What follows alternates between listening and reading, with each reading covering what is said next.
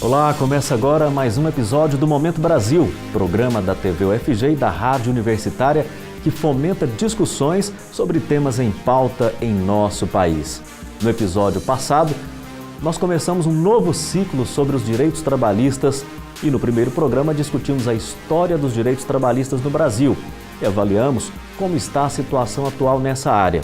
Hoje, vamos discutir o projeto de reforma trabalhista do presidente Michel Temer, do PMDB, e falar especificamente dos aspectos jurídicos desse projeto.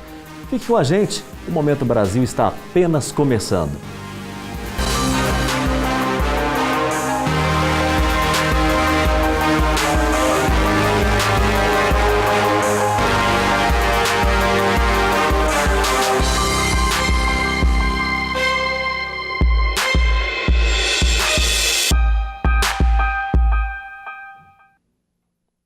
Para debater os aspectos jurídicos do projeto de reforma trabalhista do governo Temer, o Momento Brasil recebe em estúdio Wellington de Bessa Oliveira, presidente da Comissão de Direito do Trabalho da OAB Goiás.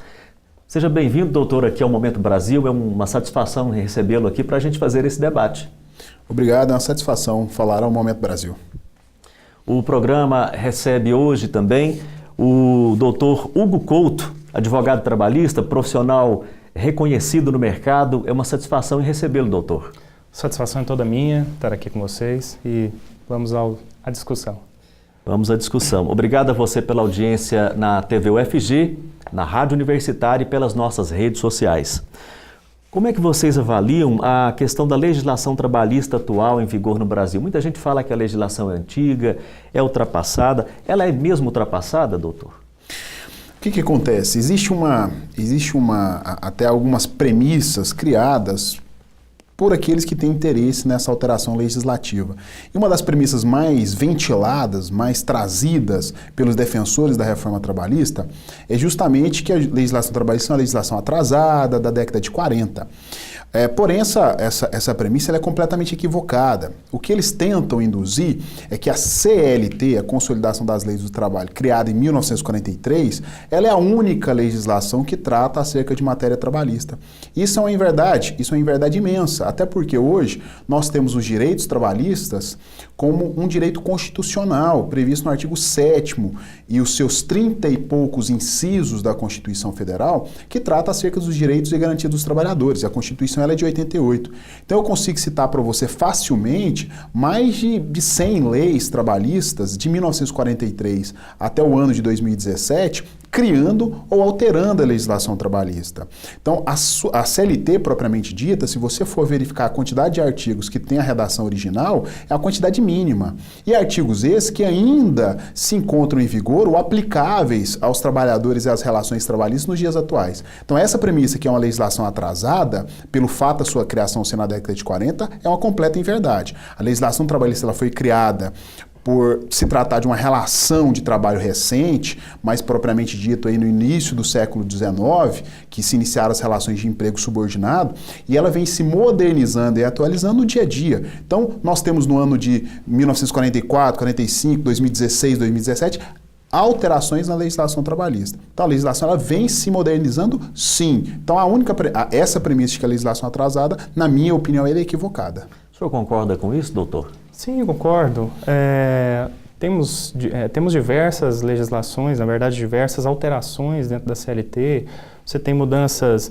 Até uma outra premissa que se coloca muito nessa discussão é a questão de que quando a CLT, né, quando ela foi promulgada, que a CLT pegava o Brasil rural, né, ou seja, um país de população eminentemente de zona rural, sendo que, na verdade, a lei do trabalho rural é posterior a isso, ou seja, é uma discussão muito diferente do que se colocou aí, né? Ou seja, esse ponto é justamente essa falácia que se tenta vender, né? Ou seja, de que a CLT ela está atrasada e precisamos, então, modernizá-la, né?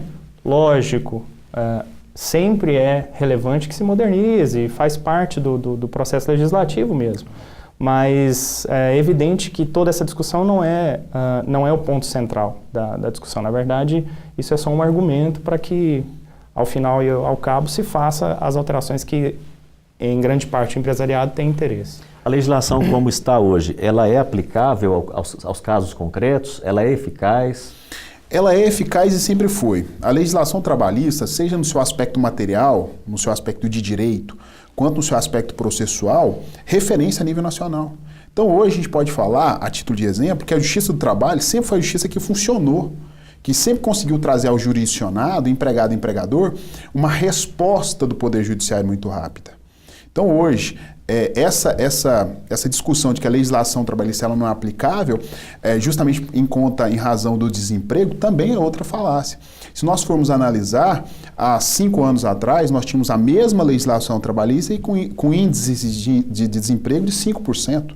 Então, hoje, falar que o desemprego a níveis de 14%, 15% é culpa da legislação trabalhista também é uma inverdade.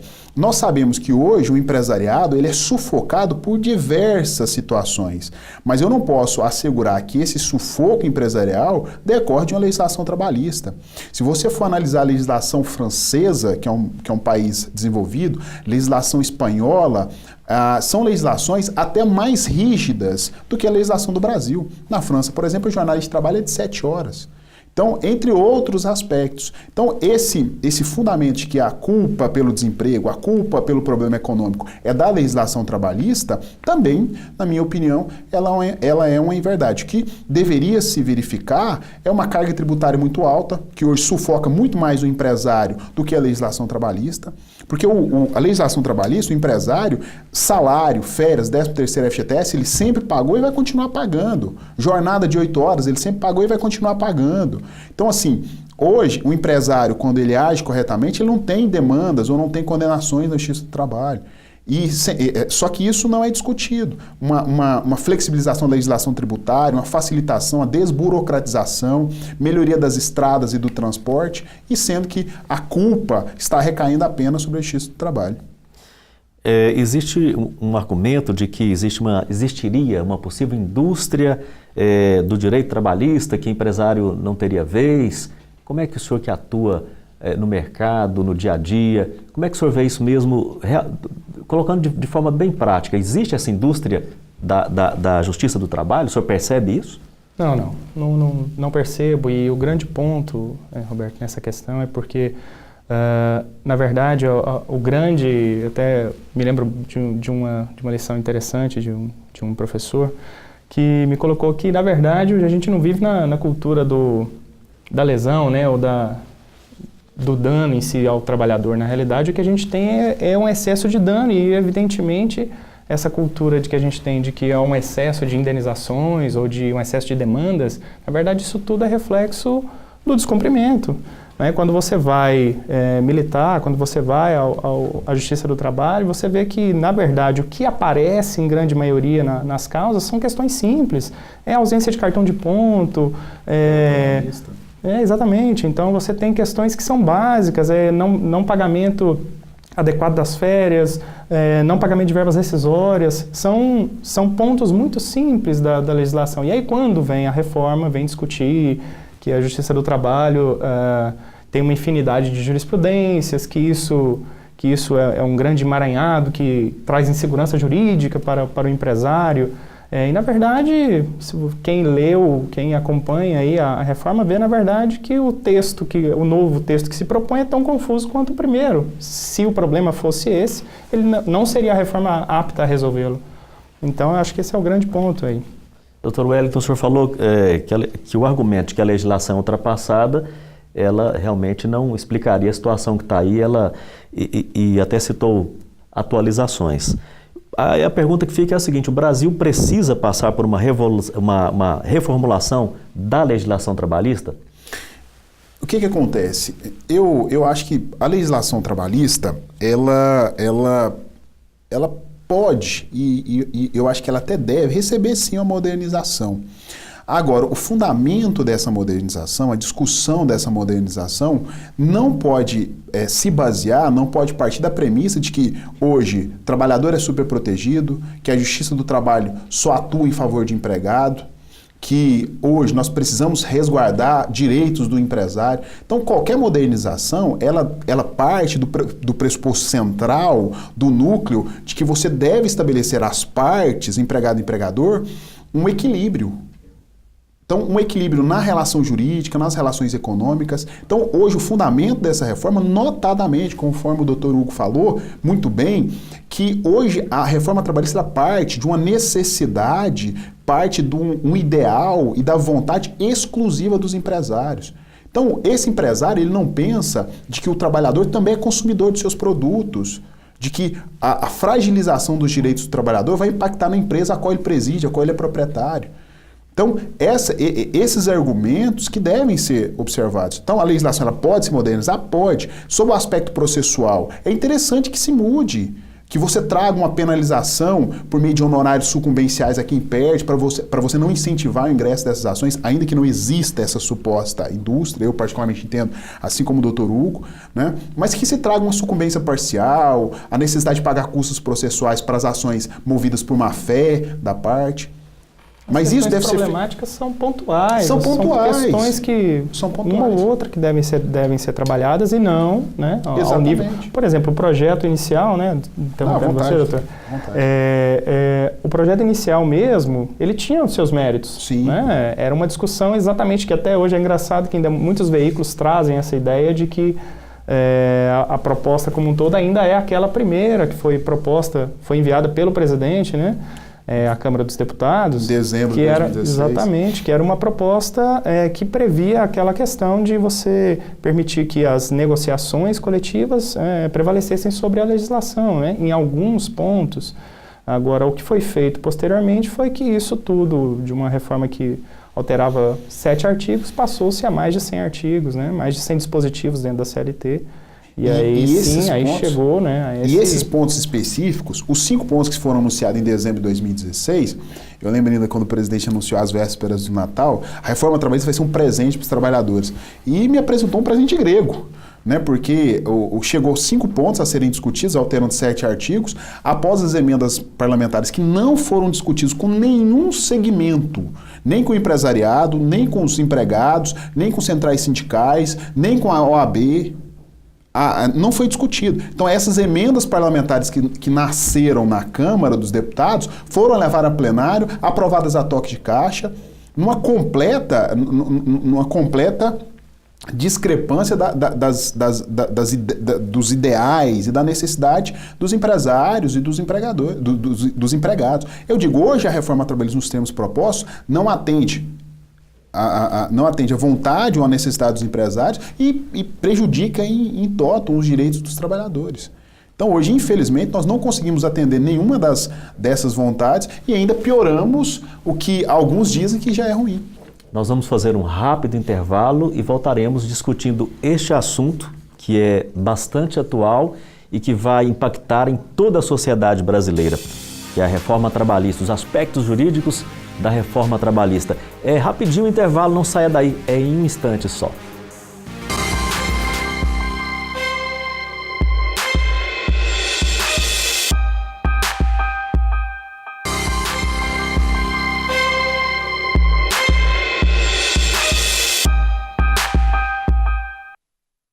O Momento Brasil está de volta com o debate sobre os aspectos jurídicos do projeto de reforma trabalhista do governo Temer, do PMDB.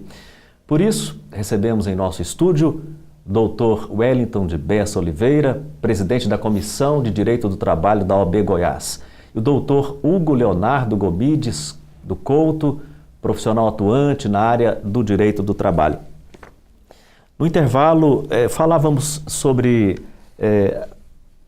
os aspectos que o governo trouxe inicialmente, 5 pontos, e aí eu me lembro das centrais sindicais que dizem que não se trata de uma reforma, mas de um desmonte. Essa expressão é forte demais ou ela está acertada? É um desmonte da legislação trabalhista? Eu entendo que sim. Quando você altera cerca de 120 artigos da CLT, e se partindo da premissa, mais uma vez, da suposta verdade de que hoje os trabalhadores têm uma superproteção, de que deve existir você deve tolir, de certa forma, a atuação da Justiça do Trabalho, isso traz um impacto muito maior que a reforma. Então, nós temos pontos nodais que demonstram violação dos princípios do direito do trabalho. Qualquer ramo do direito ele é estruturado pelas fontes, ou seja, os fundamentos de origem desse direito, e dos princípios, que são proposições fundamentais, são verdades que fundamentam qualquer ciência do direito. Então, hoje, quando nós falamos que nós temos como princípio do direito do trabalho a indisponibilidade dos direitos por parte do empregado, esse é um princípio que vai ser extinto com a reforma trabalhista. Quando nós falamos que direitos tidos como horas in itinere deixarão de existir, é impossível nós não falarmos em renúncia de direitos. O que são essas horas? As horas in itineres são aquelas horas de deslocamento em que o empregado se desloca da sua residência até o local de trabalho, mas quando essa empresa está localizada em local de difícil acesso ou não servido de transporte público. Então, nesses casos, como o empregado despende de um tempo por um local não servido de transporte público ou de difícil acesso, ele deveria receber essas horas. Após a reforma, não mais existirão tal direito.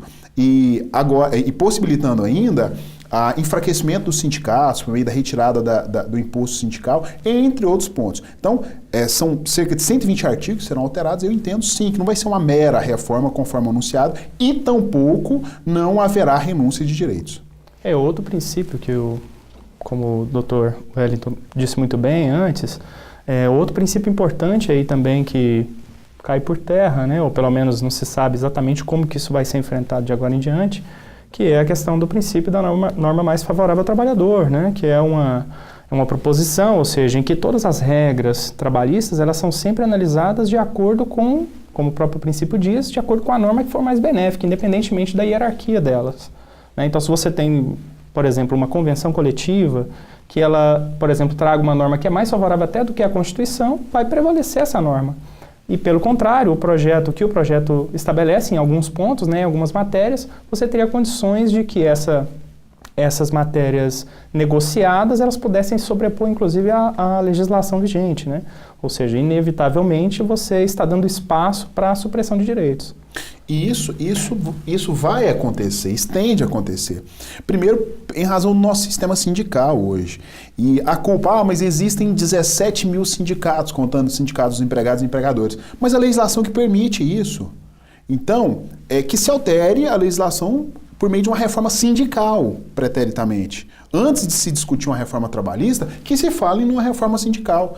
O ponto que é criticado, a existência de um pluralismo sindical, a existência de vários sindicatos, a existência de 17 mil sindicatos, em razão de uma unicidade sindical, não se discute uma pluralidade sindical, onde você pode possibilitar 2 sindicatos representando a mesma categoria, sendo que aquele mais atuante angariaria ali a sindicalização por parte do trabalhador. Então isso não é discutido. É um tema que é tratado com muita profundidade, extinguindo imposto sindical, trazendo ao sindicato uma responsabilidade ainda maior da que ele tem, que é de negociar direitos dos trabalhadores, inclusive renunciando direitos, e sem possibilitar um fortalecimento desse sindicato. Então hoje nós sabemos que tem sindicatos que representam 300 trabalhadores. Qual é a força desse sindicato em discutir com a empresa, com o empregador? Nenhuma. Então hoje nós cobramos, ou estaremos cobrando uma responsabilidade maior dos sindicatos, sem trazer esse sindicato um fortalecimento. Pelo contrário. Retirando receita. Retirando receita. Hoje, qual empresa que funciona sem receita? Qual instituição? Pode ser uma ONG, que depende de verba para se manter.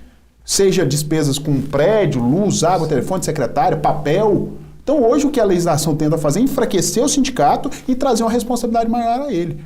E enfraquecendo o sindicato, você está enfraquecendo diretamente os trabalhadores. Olha como o ciclo é vicioso, né, doutor?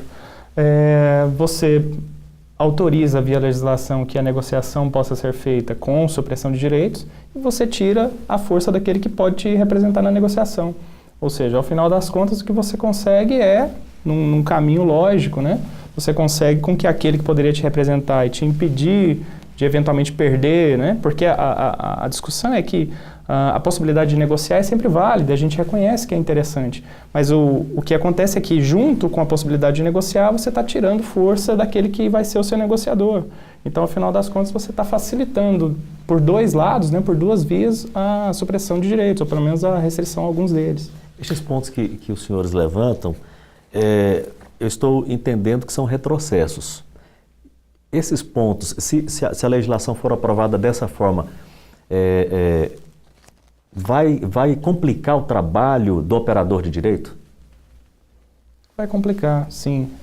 O que, na verdade, você vai ter ao longo de todo esse trabalho, você vai ter, como eu disse até anteriormente, você tem uma série de alterações que, inevitavelmente, já de início, colocam uma dificuldade, mas também o que acontece é um excesso, é uma restrição à entrada, né? A reforma, ela tenta, de alguma forma, ela tenta impedir um excesso ou tenta reduzir o número de demandas da justiça trabalhista, que é outra falácia que você tenta colocar. Então, acaba que no final das contas, você tem, dentro desse projeto, você tem uma redução das possibilidades. É como se você falasse assim, olha, isso aqui é seu, mas você coloca aqui em cima e fala assim, vem aqui buscar. Você não consegue. Então, você tem uma série de alterações que você, ao final das contas, não vai conseguir demandar mais, né? Não vai mais conseguir demandar junto à Justiça do Trabalho. E aí, evidentemente, você vai ter uma dificuldade para todos os operadores. Você vai ter dificuldade para os advogados, né? Evidentemente, e também para a Justiça do Trabalho como um todo, que vai enfrentar um novo patamar, né? de adequação aos seus trabalhos. Infelizmente, até pelos fundamentos da reforma, o governo está, não sei se de forma proposital, ele está colocando empregado de um lado e empregador de outro, colocando em via de colisão.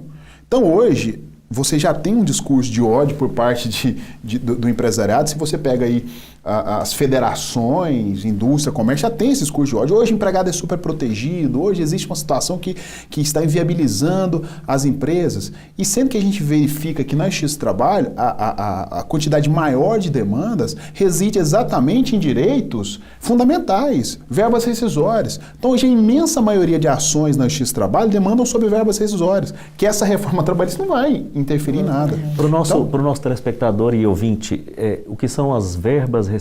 Verbas rescisórias são aquelas verbas pagas por ocasião da rescisão contratual. Então, quando eu dispenso o empregado, ele pede demissão, eu devo pagar as verbas rescisórias, que são as verbas decorrentes da rescisão.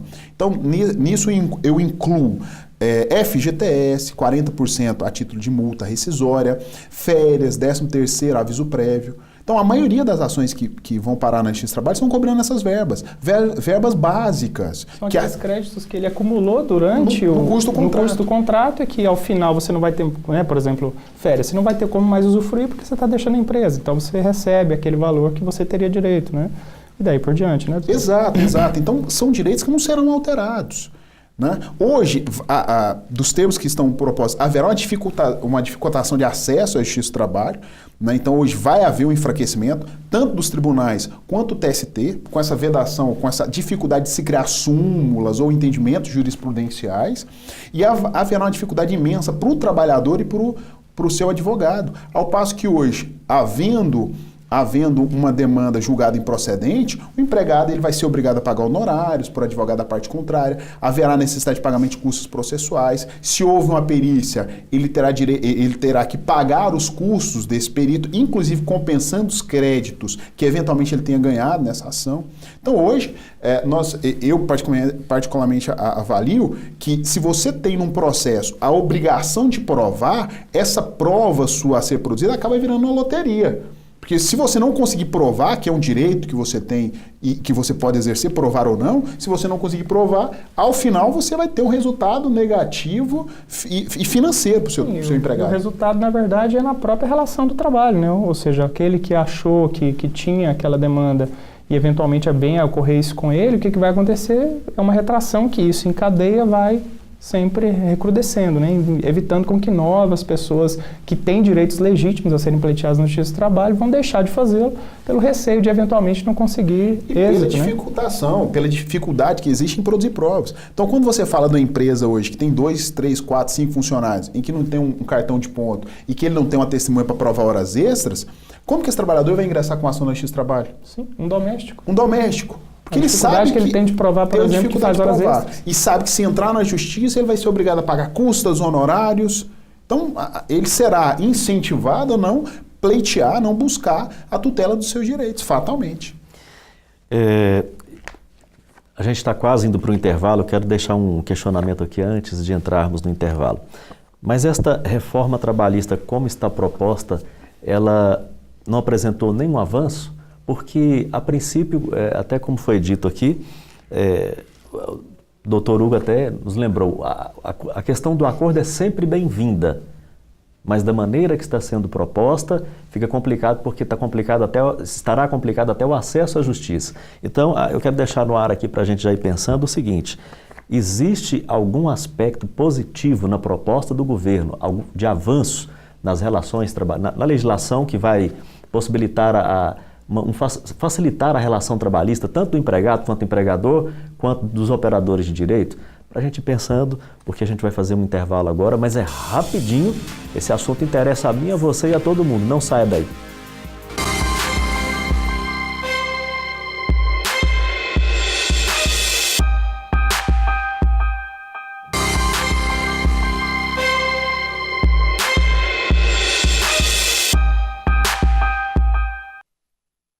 O Momento Brasil está de volta com o debate sobre aspectos jurídicos do projeto de reforma trabalhista do governo Michel Temer, do PMDB.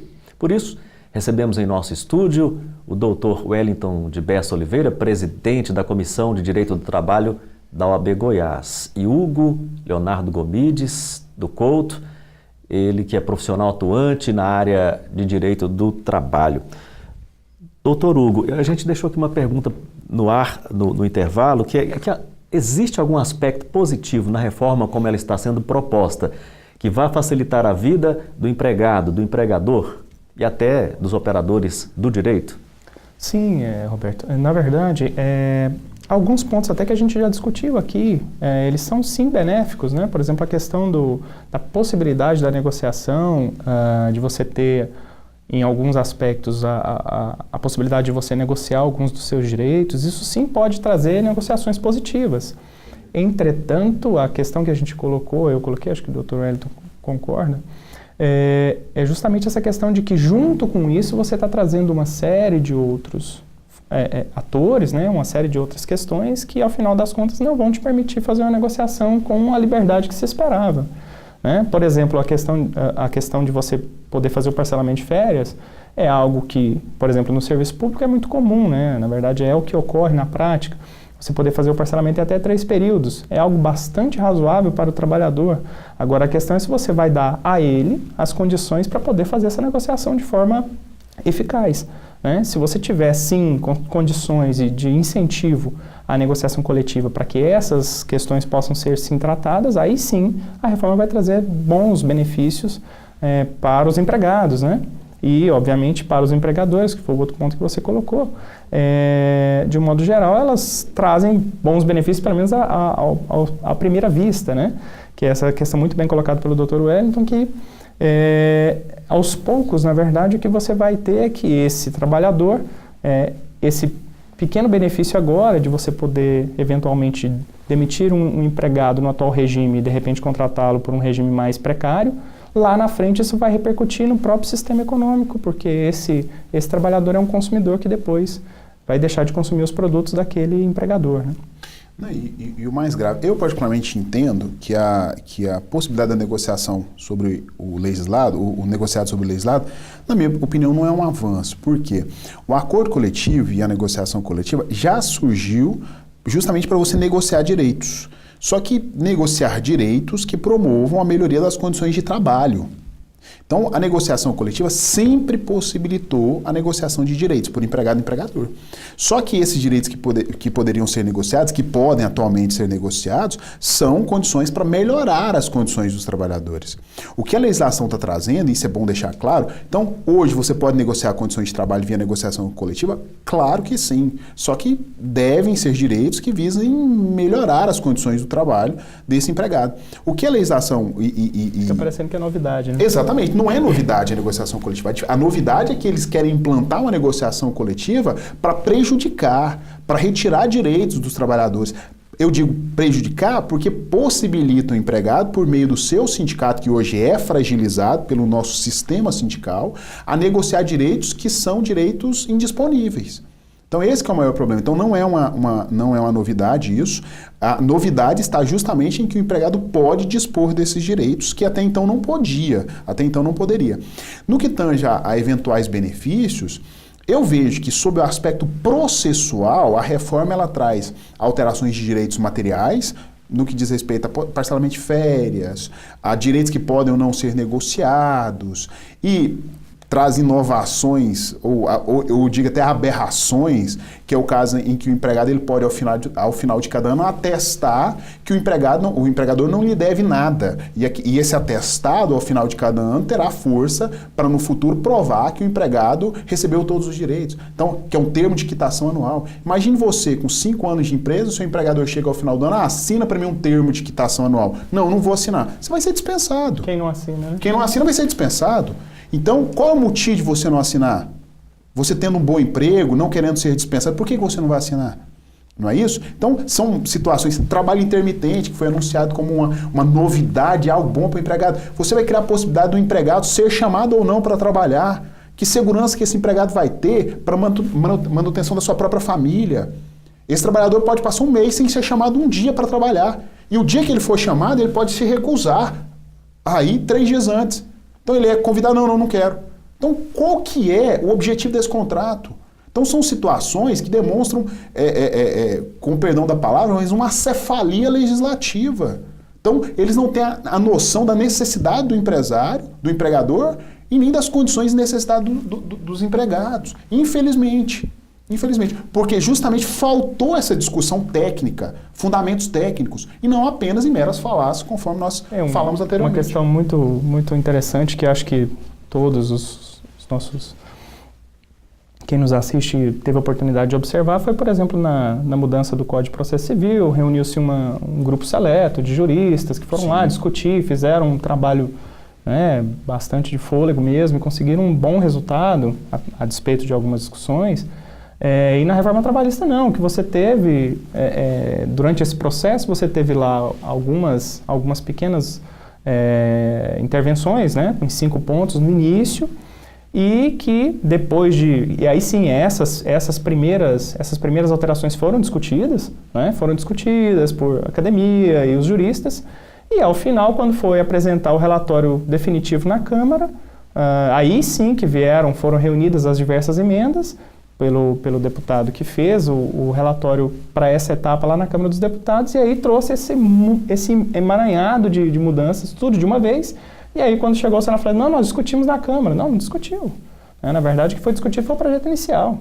Então, todas as alterações posteriores não foram discutidas. Chegando ao Senado, quer-se agora fazer uma tramitação urgente, em que o senador desiste de propor qualquer coisa, ou seja, ele vai aceitar o que veio da Câmara e, ao final, o presidente prometeu a edição de uma MP, vai vetar alguns pontos e foi fazer uma MP para poder alterar alguns pontos específicos, inclusive essa jornada de trabalho intermitente. Sobre a jornada intermitente, doutor Wellington, ela vai impactar, inclusive, na questão da aposentadoria desse trabalhador? E é uma questão mais séria. O que o doutor Hugo colocou muito bem, a questão do tempo de tramitação desse processo. Dessa reforma. Foi anunciada, como dito, no mês de dezembro de 2016 foi anunciada essa possibilidade. Então foi montada a comissão, isso já em final de janeiro, foi apresentado o projeto, levado para a Câmara. Em todas as comissões foi passado o projeto com a maior celeridade possível, sem discussão profunda sobre o tema, já foi para o plenário. Aprovado regime de urgência, foi para o plenário, votou-se, e votou-se como se houvesse uma disputa entre os trabalhadores e o empresário. Se aprovou o projeto demonizando sindicatos, demonizando centrais sindicais. Como se fosse urgente. Como se fosse urgente a matéria. Urgente. Como se fosse urgente.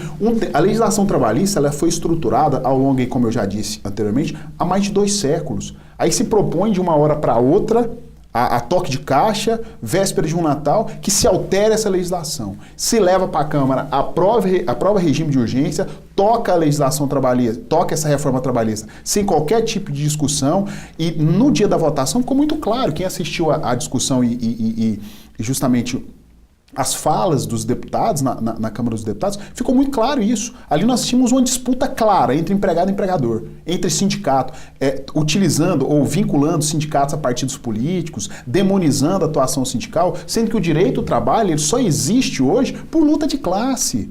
Porque existiu, há 200 anos atrás, a formação dos primeiros sindicatos. Isso tudo não foi analisado. Isso tudo não é analisado. Então, mais uma vez, quando tem uma reprovação, igual teve na Comissão de Assuntos Sociais do Senado, vem o presidente da comissão e diz: não, o fato de ter sido reprovado na comissão não significa nada, nós vamos aprovar a legislação trabalhista. Isso é um completo absurdo, vindo de um presidente de uma casa legislativa, do presidente de uma comissão, de uma casa legislativa. Ou seja, justamente numa comissão onde se espera que seria o debate, a discussão exatamente sobre os aspectos sociais da medida, e se ali houve reprovação, algo deve ser observado. Né? E não foi. Então, hoje, o texto é para ser aprovado da forma com que foi recebidas as emendas e que depois vamos ver o resultado. Então, é um resultado que não se pode prever. É um resultado que os frutos dele nós teremos aí nas próximas décadas. Mais uma vez, países desenvolvidos como França, Espanha, Portugal, têm legislação trabalhista tão rígida quanto a nossa. Né? No que diz respeito à jornada intermitente, que eu vi um deputado numa fala na Câmara muito interessante, ele falou: não, a jornada intermitente está criando uma regulamentação para o bico. É porque um estudante de uma faculdade, um estudante de medicina, por exemplo, vai fazer bico numa churrascaria no final de semana. Ora, é falta de conhecimento da realidade social do país. Qual estudante de uma universidade federal, num curso de medicina, que iria trabalhar na churrascaria no final de semana? Qual churrascaria que contrataria um garçom só pro sábado ou pro domingo? E que ainda não tem qualificação técnica para tanto? Então, assim, o que está sendo apresentado não teve discussão e está sendo apresentado de uma forma muito superficial. Então, essa regulamentação do bico prejudica o trabalhador que vai ficar, de certa forma, preso virtualmente a essa empresa, sem trabalhar, sem contribuir, né, trazendo prejuízo à sua própria aposentadoria. Foi o presidente da Câmara dos Deputados, o deputado federal Rodrigo Maia, ele que é do Democratas, ele fez a seguinte afirmação em março: justiça do trabalho não deveria nem existir. Então, o que é que a gente pode esperar de um presidente de uma casa legislativa que afirma uma coisa dessa? Não dá para esperar o que seria o esperado, né? Ou seja, um parlamentar que trouxesse a discussão do que a sociedade espera para dentro do Congresso. Na realidade, o que ele ali está representando é interesse de poucos, né? Que na verdade para ele ali, e também a ele foi vendida essa ideia, né?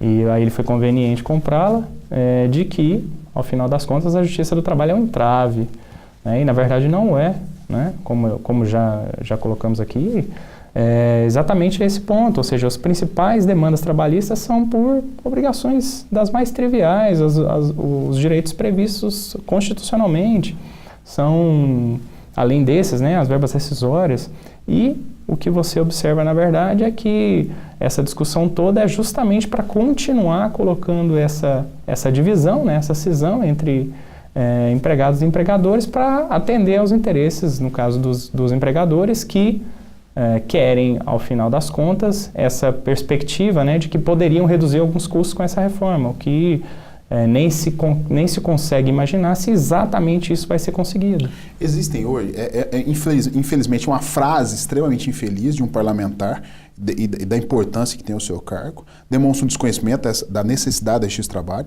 Então, inicialmente, a Justiça do Trabalho, ela possui um caráter de trazer segurança jurídica, de prestar essa tutela jurisdicional, que é um direito constitucional do trabalhador e do empresário. Então, o empresário também faz uso da justiça do trabalho para conseguir uma verba, para aplicar uma justa causa ao seu trabalhador que possui estabilidade. Então, infelizmente, não compensa nem a gente entrar mais profundamente no tema, porque realmente é uma frase muito infeliz e sem qualquer conhecimento técnico.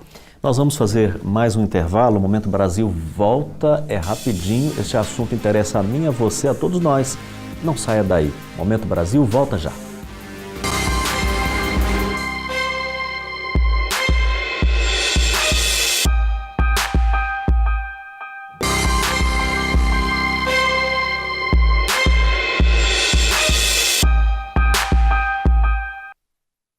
O Momento Brasil está de volta com o debate sobre aspectos jurídicos do projeto de reforma trabalhista do governo Temer, do PMDB. Por isso, recebemos em nosso estúdio o Dr. Wellington de Bessa Oliveira, presidente da Comissão de Direito do Trabalho da OAB Goiás, e também o Dr. Hugo Leonardo Gomides do Couto, profissional atuante na área do direito do trabalho.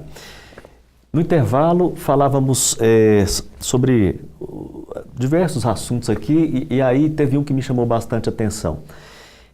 As entidades de trabalhadores, a OAB e outras entidades que envolvem aí tudo o que está ao redor do direito, que envolve tanto a legislação, a aplicação do direito, elas parece que não foram devidamente comunicadas para debater essa mudança que é extrema.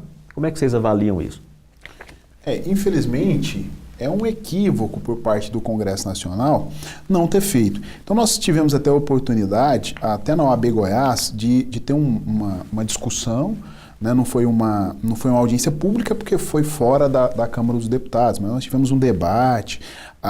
Na época participou o presidente da comissão da reforma na Câmara, mas que foi discutidas apenas os 5 pontos que tinham sido anunciados, porque o projeto final levado ao plenário foi um completamente diferente. Então a OAB Nacional, por meio do presidente Cláudio Lamarck, manifestou contrariamente à reforma, expôs de uma forma muito dura, porém muito sensata, né, e muito pontual acerca dos riscos dessa reforma aprovada nos termos que está.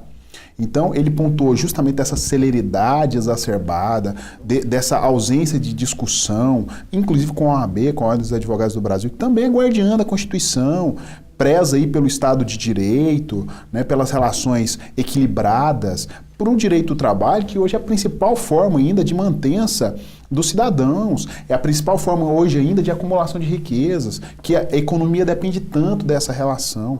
Então essa ausência de discussão, a OAB Goiás também já se manifestou contrariamente da forma com que está tramitando ou que tramitou essa reforma trabalhista. Então as entidades elas se manifestaram, né, claramente o seu pensamento sobre o tema, a ausência de discussão e a forma com que está sendo tocada. Mas parece que os ouvidos dos legisladores, da Câmara dos Deputados e do Senado Federal continuam fechados, né, a ouvirem esses clamores aí, essa opinião da OAB e demais entidades de classe.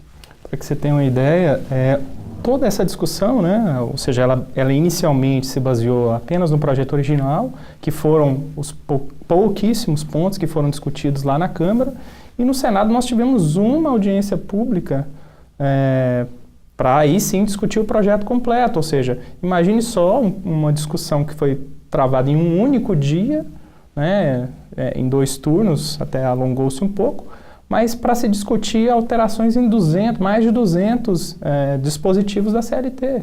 Ou seja, uma alteração tão relevante, num direito tão importante, fundamental, né, para a mantença do cidadão, que foi discutida ali de uma forma muito célere. E o que nos espanta, na verdade, é qual a necessidade de tamanha celeridade.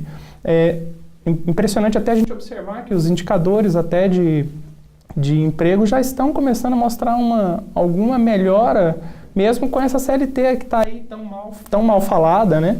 E, na verdade, o que se vê é que não é a CLT que está, ao final das contas, trazendo esse aumento do desemprego. Doutor Wellington, essa proposta, como está feita a partir do governo, ela fere a Constituição Federal? Entendo que sim. Principalmente em pontos... Você está trazendo com essa nova realidade agora um contrato de trabalho diverso da relação de emprego. Então hoje existe no projeto a possibilidade de você criar um contrato por uma pessoa jurídica, onde existe uma evidente relação de emprego, você poderá pejotizar o que hoje é considerado como fraude, a legislação traz como uma realidade, como uma novidade, onde o empregado ele pode dispor do seu direito de empregado, ele pode escolher ser uma pessoa jurídica ao invés de uma pessoa física, né? Traz a possibilidade de uma terceirização irrestrita das atividades, né? Uma dinâmica maior para os empregados, onde na terceirização você tem como lucros para aquela empresa que terceiriza os serviços de um empregado. Então isso é muito sério. Hoje nós temos vários pontos que, na minha opinião, violam a Constituição Federal, no que diz respeito a direitos dos trabalhadores. Jornada de trabalho, você possibilitando a negociação coletiva sobre uma jornada, você não respeitará o inciso 13º e 14º da Constituição, que fala que você tem que ter uma jornada de 8 horas dia e 44 semanais. Porque se você negociou, pode tudo. Então, eu entendo que sim, haverá violações à Constituição Federal no que diz respeito especialmente a alguns incisos do artigo 7º do texto da Constituição. O senhor também tem esse entendimento, doutor? Sim, um ponto que o doutor colocou aqui e que já havia sido colocado antes é justamente sobre essa capacidade da negociação coletiva ter sido tão ampliada, né, ou na realidade com a possibilidade de supressão de direitos. Existe sim a norma dentro da Constituição que autoriza sim que a negociação coletiva possa sim trazer benefícios aos trabalhadores, mas na verdade o que se pretende é ir além disso, ou seja, permitir que essa negociação também acabe resultando numa supressão de direitos. Esse, para mim, é um ponto que realmente ele é muito relevante dentro da proposta, na realidade era o intento original, que tem, sim, até a gente divergir um pouco aqui sobre essa questão, né? Ou seja, de que há, sim, a possibilidade de trazer alguns benefícios, mas, evidentemente, que a posição que o Dr. Wellington colocou também, que essa possibilidade de supressão de direitos é muito grave, né? Mas é um ponto realmente relevante. E se por acaso for aprovada como está, existe a possibilidade de alguma dessas entidades entrar com uma solicitação no Supremo por inconstitucionalidade? Sim, é uma lei e como tal ela é subordinada à Constituição Federal. E o Supremo Tribunal Federal, na condição aí de guardião da Constituição, ele poderá anular, ele poderá verificar a constitucionalidade ou não de determinados dispositivos. E eu asseguro que, havendo essa aprovação, haverá diversos pontos que poderão ser questionados. Jornada de trabalho é um claro ponto nesse sentido. Né? Entre outros, possibilidade de você dispor até mesmo de salário, dependendo da situação. Então, existem pontos aí no que diz respeito, quando você cria a possibilidade de uma pessoa jurídica substituir uma pessoa física numa relação de emprego, você viola automaticamente o artigo 2º e 3º da CLT, que fala o que é um empregado. Você retira a possibilidade do Poder Judiciário em analisar um acordo coletivo. Então, você fala que um acordo coletivo só poderá ser analisado pela Justiça do Trabalho se as partes não forem capazes, se o objeto for ilícito, se não houve um consenso entre as partes, não é isso? Então, você limita a própria atuação da Justiça do Trabalho. Então, eu entendo que, aprovado nos termos que está, poderá sim existir essa alegação de inconstitucionalidade em vários aspectos. Sim, inclusive a Procuradoria-Geral da República, inclusive, já ingressou com uma ADIM, justamente para questionar vários desses pontos. ADIM é uma ação Uma ação direta de inconstitucionalidade, que vai justamente tentar confrontar esses aspectos da reforma justamente contra a Constituição, né? E evidenciando-se que ele não se adequa a esses princípios constitucionais e às regras constitucionais, aí pode-se declarar, então, que aquela parte do texto que eventualmente seja aprovado, evitar que aquela parte do texto que ela seja válida, né? Vai retirar ela do ordenamento. Doutor Wellington, teve algum aspecto aqui que nós ainda não comentamos que seria bom a gente ressaltar? Não, eu acho que a discussão ela foi muito abrangente, né? E discutimos bem, eu acho que os principais pontos. Eu acho que nós necessitaríamos de uma maturidade maior desse projeto. Então, como eu disse anteriormente, a modernização da legislação trabalhista, como a modernização de qualquer ramo do direito, é sempre válido. Então, hoje nós vemos problemas seríssimos no direito penal, no processo penal, problemas seríssimos hoje no direito civil, no processo civil. Hoje nós temos, quando se fala em quantidade de ações, é porque ninguém fez uma análise, ou pelo menos não tem sido discutido, uma análise no que diz respeito a direito do consumidor. Então você vê os juizados especiais cíveis abarrotados de processos com demandas das mais diversas, demandas de massa, em face de telefonia, em face de empresa aérea. Então isso não é discutido. Isso não impacta na economia? Essa indústria de ações? Então, quando é colocada a conta apenas por um lado, tende a trazer um desequilíbrio muito grande. Então essa reforma trabalhista, como eu disse, ela tende a trazer um prejuízo imenso aos trabalhadores, que vai impactar na saúde e segurança desses trabalhadores, então vai impactar na previdência social desses trabalhadores, que tende a ser um outro tema de reforma também a previdência. Então, não foi discutido, é um projeto imaturo, é um projeto incompleto, é um projeto que traz violação de direitos fundamentais, direitos e princípios fundamentais dos trabalhadores. Um ponto que eu acho que até para que as pessoas entendam e é um ponto que foi muito discutido, e talvez a gente não teve a oportunidade aqui de detalhar um pouquinho mais, é justamente sobre essa jornada de trabalho intermitente, né? Na verdade, para que se possa entender bem como ela funciona, ela é a possibilidade de eu assinar, vou dizer de uma forma bem simples, você assinar sua carteira com o empregador, e aquele vínculo ali, na verdade, ele não te gera uma obrigação de jornada semanal. Nem de trabalhar, nem de receber. Nem de trabalhar, nem de receber. Então, você tem ali um vínculo, uma obrigação, e você pode até assinar com outros, tendo essa mesma jornada com outros empregadores, e você fica simplesmente a depender da demanda do seu contratante. E aí, quando ele tiver algum interesse no seu trabalho, você presta o serviço. E detalhe, um grave problema nisso é que você tem ali um prazo de 3 dias para recusar ou não, ou aceitar aquela demanda. E se se aceitar e não puder, por alguma eventualidade, não comparecer ali, você ainda tem que indenizar o seu empregador. Com uma multa, 50% do valor a que teria direito. Até inclui, na verdade, uma nova possibilidade de sancionamento do trabalhador, que hoje não é nem prevista na legislação. É uma vulgarização da prestação de trabalho, onde você tem um emprego com carteira assinada que você pode trabalhar ou não. Aí vai diminuir o número de desempregados. Só que o camarada, na verdade, não está trabalhando. Como os nossos convidados aqui disseram, realmente as alterações na legislação são tão amplas e tão profundas que a gente mereceria mais um programa, pelo menos, para tratar só dos aspectos jurídicos. Mas eu quero agradecer imensamente a presença aqui do Dr. Wellington. Obrigado, Momento Brasil. E já fica o convite para que o senhor retorne a um próximo programa. Claro, eu que agradeço aí o convite. Foi um prazer estar aqui presente com você, com o Dr. Hugo aqui, colega aí da Advocacia Trabalhista, e me encontro à disposição, sempre que for necessário, estou à disposição do Momento Brasil para participar de eventuais debates. Dr. Hugo, o convite também já está estendido ao senhor. Obrigado pela presença. Eu que agradeço a oportunidade de estar aqui com vocês, Roberto, com o Dr. Wellington, colega aqui da presidente da Comissão de Direito do Trabalho da OAB, e é um privilégio, na verdade, estar aqui e poder debater esse tema que a gente espera verdadeiramente que possa atingir mais e mais pessoas. A gente precisa de discutir esse assunto, precisa muito colocar a sociedade para debater esse ponto, apesar de, infelizmente, a gente vê que a coisa está indo a passos galopantes aí, e tem pouca possibilidade da gente ainda poder se mobilizar e poder discutir de fato o problema. Obrigado aos nossos convidados. O Momento Brasil de hoje vai ficando por aqui, mas você pode continuar ligado na Rádio Universitária 870 AM e na TV UFG, canal 15.1 da TV aberta e 21 da NET Goiânia.